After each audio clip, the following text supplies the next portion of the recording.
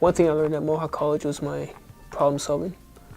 Especially in construction, there's always problems and things coming up, and you can't let them stop you in your tracks. So with Mohawk College, they always taught us just to find a way around it, just keep going. One thing I noticed was the instructors all came from the field, so they had a lot of field experience, so they could relate to what they were teaching, and they could relate it back to what they learned or what they experienced out in the field.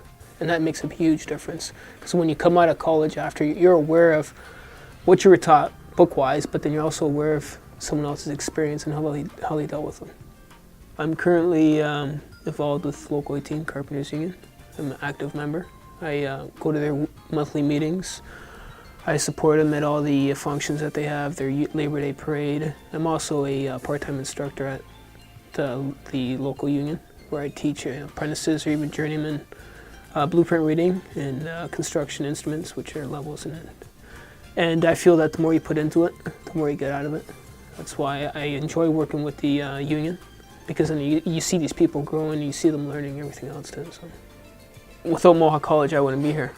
And like I told someone else, I was so impressed with the education at Mohawk College that I've kept going back. I've taken night school courses, and I'm actually looking at the course that they offer with McMaster, the Bachelor's of Technology program. So quite pleased with the education.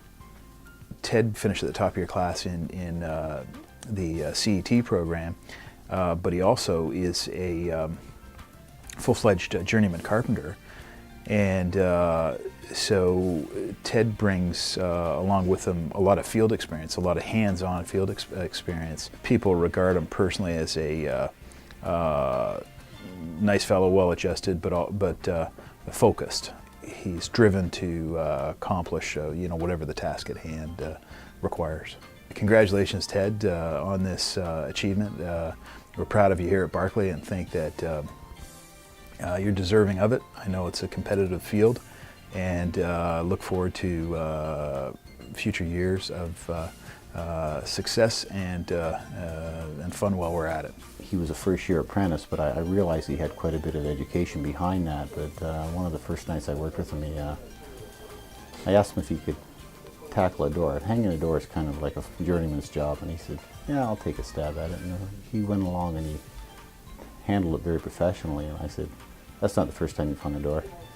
And he looked at me and says, "I did a little bit before," but I says, and I noticed that he handled the tools pretty well, because I think he comes from that kind of a background.